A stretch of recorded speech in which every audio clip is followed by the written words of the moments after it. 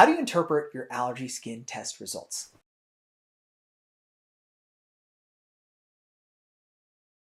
I'm Dr. Manan Shah. I'm an ENT and allergist with Wyndly Health.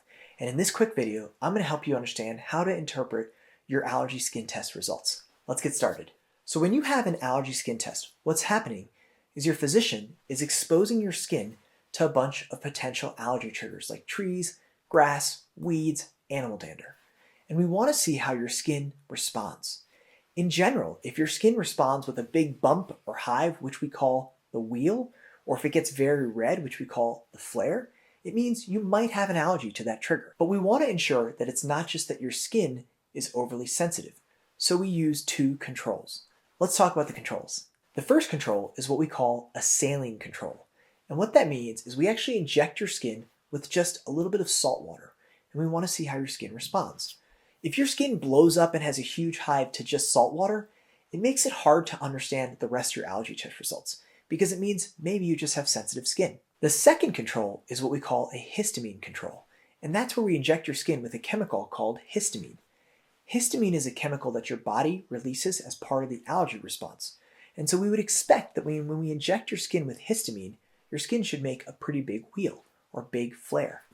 And so, if we inject your skin with histamine and you get a 4 or 5 millimeter wheal or flare, and then we also inject you with cat and you get the same size or even bigger, it probably means that you have a cat allergy.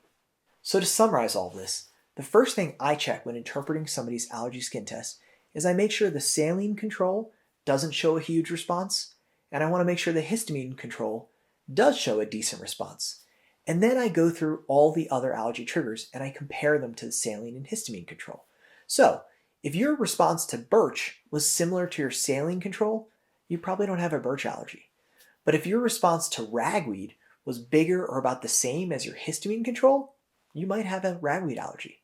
And lastly, what do we do with all this information? Well, the benefit of getting allergy tested is it allows your physician to identify what your allergy triggers are. You can then try to avoid these.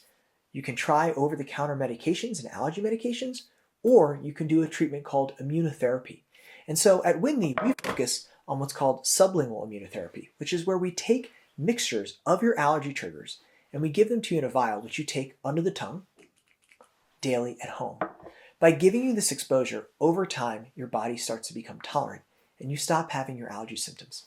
We hope this video helped you understand your allergy skin test results. And if you found this video helpful, please subscribe. Thanks so much.